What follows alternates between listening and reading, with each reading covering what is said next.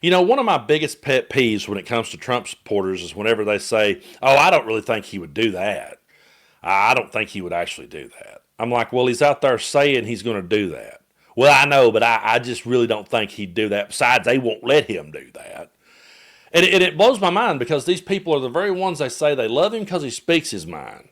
And then when he says something so outlandish and over the top and we call it out, they'll tell us that we didn't really hear it right. We took it out of context, or he really didn't say what we thought we heard him say. Or if he says something that's clearly going to affect their lives and how they put food on the table, then it's, well, no, I don't think he really meant that and I didn't vote for that. And I'm over here going, well, then you didn't listen to him.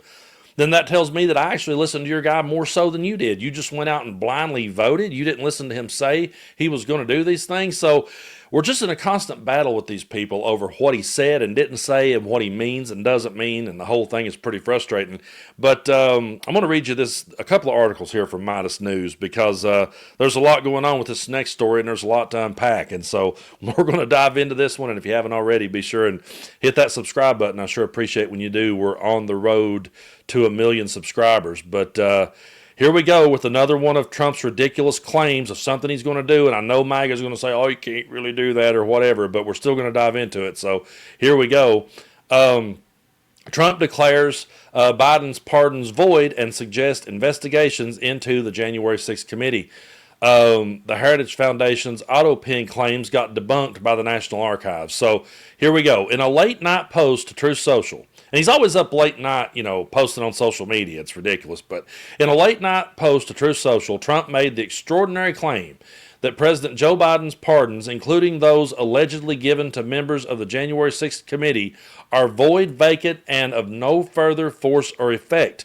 Trump argued that because the pardons were signed using an auto pen rather than Biden's own hand, therefore they were illegitimate. Now here's what he posted late at night, and I hate even reading the guy's words, but here we go.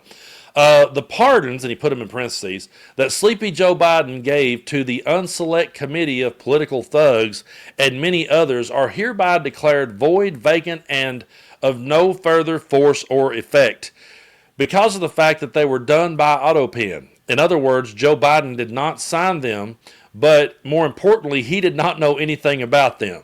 The necessary pardoning documents were not explained to or approved by Biden. Oh man, this is so ridiculous. He knew nothing about them, and the people that did may have committed a crime. Therefore, those on the unselect committee who destroyed and deleted all of the evidence obtained during their 2-year witch hunt of me and many other innocent people should fully understand that they are subject to investigation at the highest level. The fact is they were probably responsible for the documents that were signed on their behalf without the knowledge or consent of the worst president in the history of our country, crooked Joe Biden. Now, it goes on to say, Trump further asserted that Biden was unaware of the pardons and that those involved in the process may have committed a crime. Trump's statement carries no legal weight as presidential pardons are final once issued, regardless of whether an auto pen was used, a practice that has been employed by past presidents. However, this claim signals an intent to challenge those pardons and possibly use the Justice Department to pursue investigations against political opponents. Fact-checking website Snopes also published challenges to Trump's auto pen claims, noting that the National Archives produces digital assets of presidential documents using a president's signature on file rather than scanning the original signed documents. According to Snopes, this is why so many signatures uncovered by the Heritage Foundation's investigation contain the same signature. Snopes also documented how Biden frequently signed bills in person, even having legislation flown to him for his signature. Even so, an auto pen isn't something that makes a document void, as Trump claims. By threatening members of the January 6th committee with prosecution, Trump is further embracing authoritarian-style tactics where political retribution takes precedence over legal norms. His post indicates he plans on targeting those who have held him accountable in the past. And folks, that's really all that this whole thing is about. It's absolutely about him trying to come after people who held him accountable. That's mainly what this is.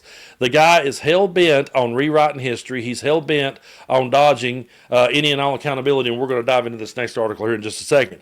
But this guy went out of his way to pardon the January 6th insurrectionists. That was one of the first moves that he made, was to make sure that all those people got blanket pardons, even the violent ones that came at police officers and done violent acts and had a violent criminal past, by the way. And we covered stories here on the channel of them getting arrested after their pardons. We've saw one of them lose their life in a shootout with the police. So those are the type of people who he went to bat for. He comes out here and wants to talk about corruption when he is the corruption and always has been. But this next article here from Midas Touch goes ahead and says, this is by Aaron Parnas, no, Trump cannot invalidate Joe Biden's pardons. And here's what you need to know. And by the way, if you've not followed Aaron Parnas over on Substack, he writes some really good pieces over there. I read his stuff every day. And yes, I'm on Substack too, and I'm writing over there and really enjoying it. So check it out if you get a chance. But so here we go. In a stunning assertion of executive power, Donald Trump has declared that all the pardons issued by Joe Biden before leaving office are null and void. However, legally speaking, this claim holds no weight. The presidential pardon is absolute, and there is no constitutional or legal precedent that allows a sitting president to just revoke the legitimate pardons of his predecessor. The U.S. Constitution grants the President the executive authority to issue pardons under Article 2, Section 2, which states the President shall have power to grant reprieves and pardons for offenses against the United States except in cases of impeachment. There's no provision allowing a future president to overturn pardons that have allegedly been granted. Once a pardon is issued and accepted by the recipient, it is final, even if a new administration disapproves. Courts have constantly ruled that presidential pardon is not subject to congressional or judicial review unless the pardon itself was procured through fraud, where there is no evidence of in Biden's case. There's no evidence of an auto pen use, by the way. Trump's claim appears to rest on the baseless assertion that Biden's pardons were improperly signed using an auto pen, an automatic signing device that reproduces the president's signature.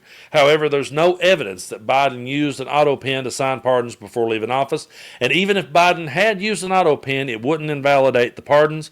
The presidential signature does not require direct handwritten execution, as long as it reflects the president's authorization. This leads to the next key point. Now, here we go. The Bush administration's 2005 memo supports auto pen use. Even if Trump were correct in claiming that Biden used an auto pen, and again, there's no proof, it would not matter. In 2005, the Bush Justice Department issued a memo confirming that a president can legally use an auto pen to sign a bill into law. This memo set a precedent that presidential signatures made via auto pen are legally valid. The same logic could also apply and would also apply to pardons. In fact, auto pen signatures have been used by multiple administrations, including George W. Bush, Barack Obama, and Joe Biden, for signing various official documents from legislation to routine executive orders. If an auto pen is sufficient to sign a law, there's no legal reason why it wouldn't be sufficient to sign a pardon. So Trump's claim has no legal standing. Trump's attempt to declare Biden's pardons null and void is purely political rhetoric with no basis in law. The absolute nature of the the pardon power, the lack of evidence of improper signing, and existing legal precedent of auto pen use reinforce that Biden's pardons cannot be overturned. If Trump were to attempt to enforce this declaration, it would almost certainly be challenged in court, and given the clear constitutional protections of pardon power, it would swiftly be struck down. The conclusion is Trump's claim that he can revoke Biden's pardons is legally baseless and constitutionally indefensible. The presidential pardons power is final, and no president, not even Donald Trump, can undo the pardons once they have been granted. His assertion is yet another example of executive overreach that is likely to withstand legal scrutiny. And again, I can hear the people out there saying, well, he just says stuff like that, man. He don't really mean it. And you see there, he can't do it, man.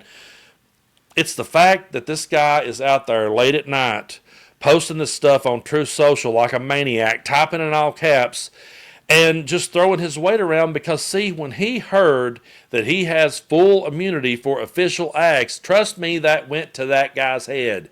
And that's one of those things that you would never give to anybody. I always bring across this point.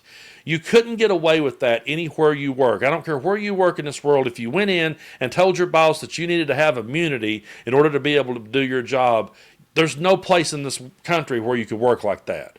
Every job I've ever went to, I was given a handbook, and I was told to read and study that handbook. And if I broke a rule in that handbook, I was called into the office and written up or fired for doing so. That's how it works in the real world. And no place of business would give someone full reins, because I guarantee you any reasonable person would say, wait a minute, now if I give this employee here full reins and he can do any damn thing he wants to do, that's probably going to go to his head, and he's going to do anything he wants to do. And even if he doesn't, well, it's going to tell the next employee that gets hired on that he can do the same thing. And that's the part that really hasn't came back to bite MAGA in the ass just yet. Right now, they're just sitting back, loving the fact that he's saying these things and loving the fact that it upsets us and we point it out. But what they don't realize is one day there could be a president come along who says, you know what? Yeah, I got full immunity, and lock every one of them up and throw away the key on all of them.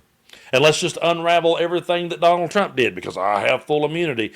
They don't realize just what these things mean, because they vote on their feelings. They're the people that goes around saying, fuck your feelings. And they're the people that goes around saying that we're all snowflakes and that we're all sensitive people, when they are the most over-the-top sensitive people that's ever been. They live strictly in their feelings, and they vote strictly on their feelings, because if they voted on facts and evidence, and if they voted on what actually affected their lives, they would never vote Republican again. And a Republican would never hold an office again if they actually went out there and voted on the side with their own interests. But instead, they love voting to flex at other people. And I'm sure they're excited about this and thinking there's something to it. And no matter how much we pull out the Constitution and say that's not legal, they don't care. They're cool with him terminating the Constitution while they call themselves patriots. That's the type of people we're up against. And I want to remind you of this. My good buddy Denver Riggleman said this: a stupid vote counts the same as a smart vote. So just remember that these people are empowered. They feel better than ever. They're fired up and ready to vote again.